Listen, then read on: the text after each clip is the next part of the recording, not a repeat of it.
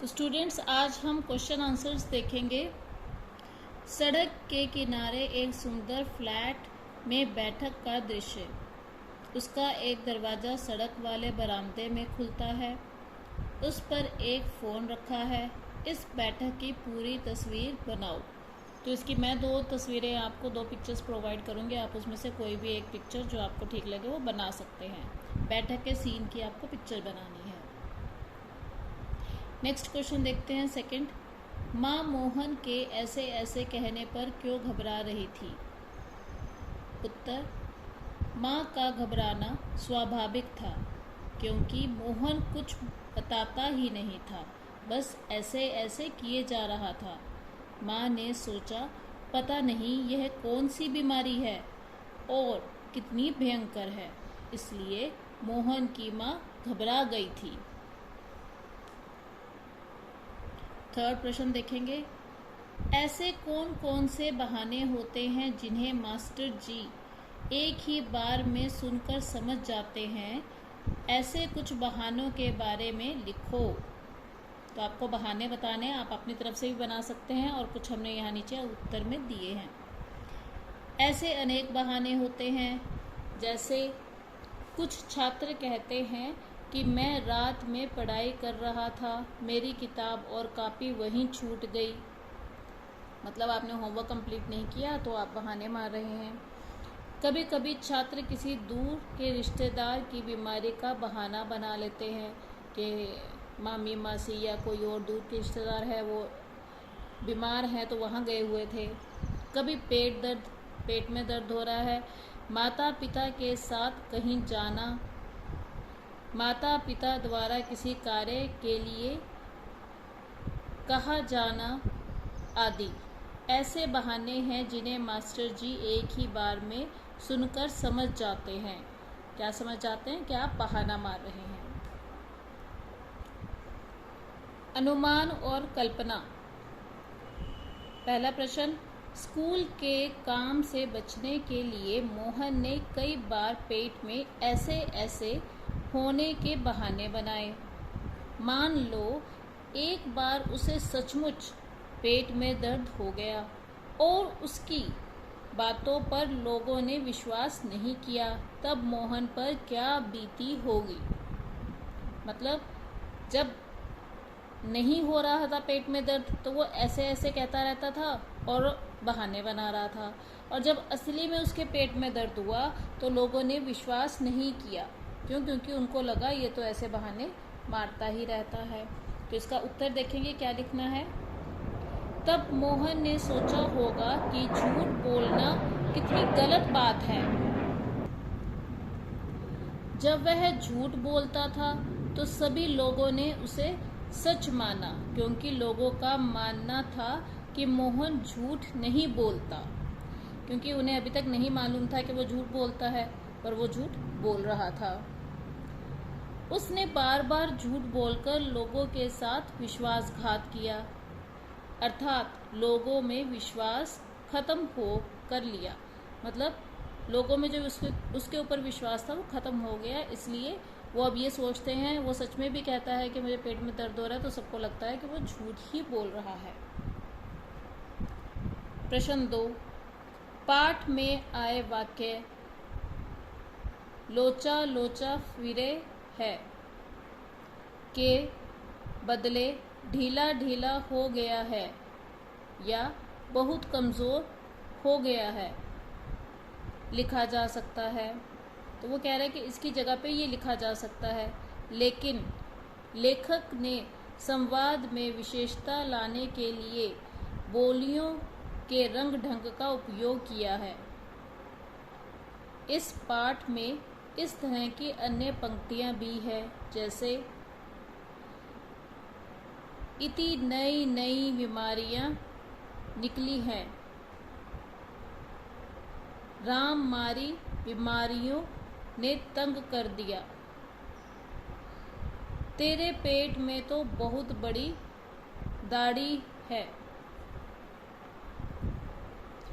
अनुमान लगाओ इन पंक्तियों को दूसरे ढंग से कैसे लिखा जा सकता है। तो जो ऊपर मैंने पंक्तियां पढ़ी थी पहले, उनको कैसे अलग से लिख सकते हैं, ये आपको अनुमान लगाना है, बताना है। तो उत्तर देते हैं, इन पंक्तियों को ऐसे भी लिखा जा सकता है, कितनी नई नई बीमारियां निकली हैं, इन बीमारियों ने तंग कर दिया, तुम्हारे पेट में तो बहुत दर्द है। तो जो लेखक था उसने इन लाइनों को घुमा फिरा के लिखा स्टोरी को इंटरेस्टिंग बनाने के लिए। ठीक है, अब थर्ड क्वेश्चन देखते हैं। मान लो कि तुम मोहन की तबीयत पूछने जाते हो। तुम अपने और मोहन के बीच की बातचीत को संवाद के रूप में लिखो। उत्तर ऐसे होगा, अरे मोहन, तुम्हारी कैसी तबीयत है, या तुम्हारी तबीयत कैसी है। मोहन, मेरे पेट में बहुत दर्द है। तुमने कल क्या खाया था। मोहन, कल तो मैंने कुछ भी नहीं खाया। जब कुछ भी नहीं खाया तो दर्द कैसे हो गया। मोहन, पता नहीं कैसे हो गया यार। किसी डॉक्टर को दिखाया या नहीं। मोहन, हाँ, डॉक्टर को दिखाया है, वे दवाई दे गए हैं। चलो अच्छा है, जल्दी ही ठीक हो जाओ। और वो बाय बाय कह के चले जाते हैं। अब हम देखते हैं प्रश्न 4। संकट के समय के लिए कौन कौन से नंबर याद रखें जाने चाहिए। पुलिस, फायर ब्रिगेड और डॉक्टर से तुम कैसे बात करोगे। संकट के समय पुलिस, फायर ब्रिगेड और हॉस्पिटल एवं चिकित्सक के नंबर याद रखे जाने चाहिए। यदि कोई वारदात होती है तो पुलिस को जानकारी देंगे। यदि कहीं आग लगती है तो फायर ब्रिगेड को खबर देंगे। यदि कोई बीमार है तो डॉक्टर को फ़ोन करेंगे। हम पुलिस को कहेंगे कि अमुक स्थान पर कोई दुर्घटना हो गई है, जल्दी पहुंचिए।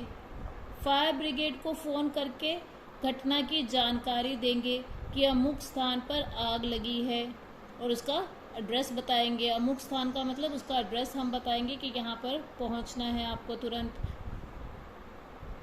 रास्ता इधर उधर से है, जल्दी आ जाइए।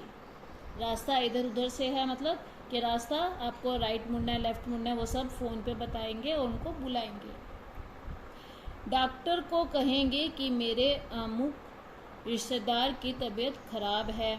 अमुक का मतलब कि जैसे दादी, नानी या पड़ोसी या जो भी रिश्तेदार है उसका नाम लेके बताएंगे कि उसकी तबीयत खराब है, आप जल्दी से जल्दी आकर उनकी हालत का जायजा लीजिए, मतलब उनको चेक करिए। जायजा का मतलब चेक करिए। भाषा की बात। मोहन ने केला और संतरा खाया।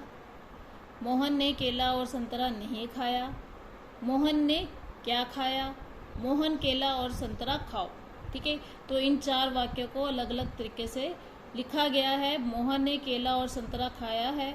मोहन ने केला और संतरा नहीं खाया है, यहाँ पे हमने उसमें नहीं लगा दिया है। यहाँ पे हमने प्रश्न पूछा है कि वो क्या खा रहा है और यहाँ पे हम उसको ऑर्डर दे रहे हैं कि आप ये खाओ। उपर्युक्त वाक्यों में से पहला वाक्य एकांकी के लिए से लिया गया है।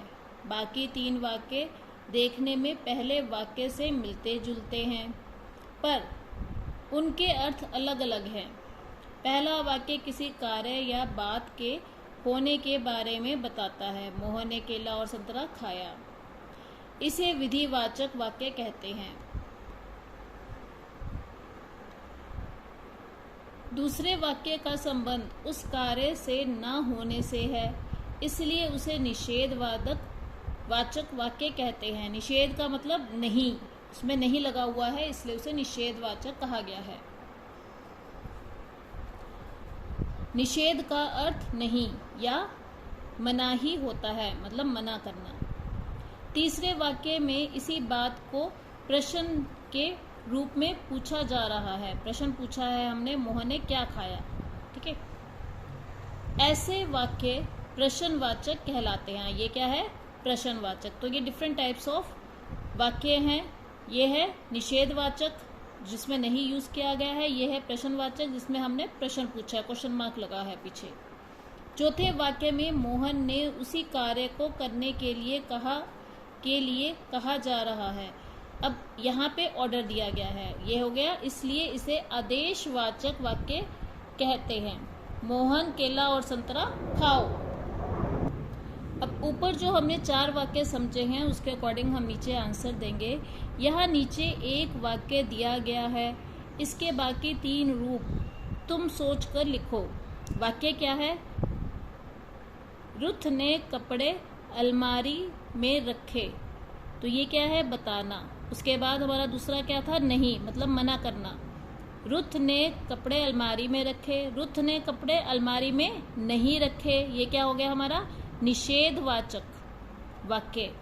फिर क्या रुथ ने कपड़े अलमारी में रखे, इसके पीछे आएगा क्वेश्चन मार्क, तो हम क्या कहेंगे? ये प्रश्नवाचक। रुथ कपड़े अलमारी में रखो, ये क्या है? आदेशवाचक वाक्य। तो इस तरह से आप इस क्वेश्चन को सॉल्व करेंगे।